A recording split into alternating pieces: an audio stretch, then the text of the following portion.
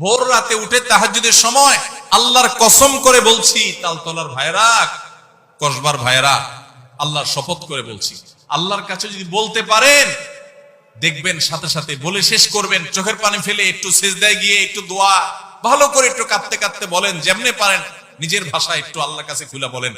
বলার পর দেখবেন নিজের মনটা অনেক হালকা হয়ে গেছে। আমি অর্থের কষ্টে আছি, আমি একজনকে বললাম ভাই অর্থের কষ্টে আছি, তার কাছে আমি ছোট হলাম না বড় হলাম? কারোর কাছে ছোট হইতে কারোর ভালো লাগে? কিন্তু আপনি যদি জায়গা মতো বলেন, মালিকের কাছে চোখের পানি ফেলে বলেন, আল্লাহ আমি অনেক কষ্টে আছি মালিক, আপনি জানেন সবকিছু, আল্লাহ আপনি আমার প্রতি রহম করেন, আল্লাহ আপনি আমাকে ভিক্ষা দান করেন, আল্লাহ আপনি আমাকে অনুগ্রহ করেন।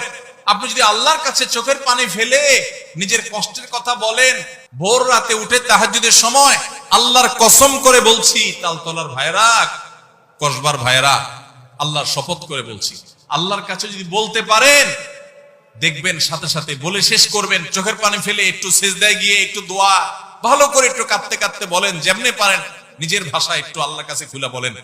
বলার পর দেখবেন নিজের মনটা অনেক হালকা হয়ে গেছে। যাদের জীবনে এই অভিজ্ঞতা নাই, সালহাতু সঙ্গে বুদি দিল খারাস আজমুদে এক জামানা খাকে বাস। বহুকাল পাথর হয়েছিলে, কিছু সময় একটু মাটি হয়ে দেখো ভাই, একটু মাটি হয়ে দেখো, একটু মাটি হয়ে দেখো, আল্লাহর কাছে একটু বিনম্র হয়ে দেখো, আল্লাহর কাছে একটু ছোট হয়ে দেখো, একটু চোখের পানি ফেলো ভাই, একদিন একটু ভোর রাতে উঠো। ও যুবক ভাই আমার, তাহাজ্জুদ পড়ে একটু দুহাত তুলে আধা ঘন্টা ধরে একটু কাঁদো আল্লাহর কাছে, আল্লাহ আমার চাকরি হচ্ছে না, দাঁড়ে দাঁড়ে ঘুরছি, আল্লাহ হচ্ছে না, তোমার কাছে অসম্ভব বলতে কিচ্ছু নেই। তুমি যদি জীবনের শেষ মুহূর্ত পর্যন্ত চাকরি না দাও, তোমার ব্যাপারে আমার কোনো অভিযোগ নাই মালিক, কিন্তু আমি তোমার কাছে রহমত চাই, দয়া চাই, অনুগ্রহ চাই। আল্লাহ আমাকে অমুক কষ্ট দিয়েছে, আমি কারোর কাছে শোনাতে চাই না, আল্লাহ তোমার কাছে বলে রাখলাম, তুমি আমার মনকে শান্তি দাও।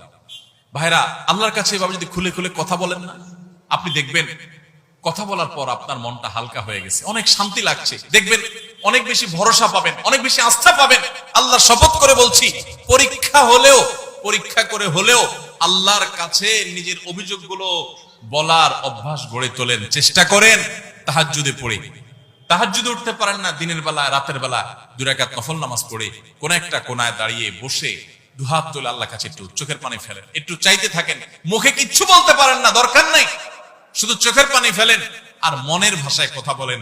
আল্লাহ তাআলা আলিমুম বিদাতি সুদূর, অন্তরে মানুষ কি বলে সেটাও আল্লাহ জানেন। শুধু চোখের পানি ফেলে আল্লাহর কাছে অভিযোগগুলো বলেন, ইনশাআল্লাহ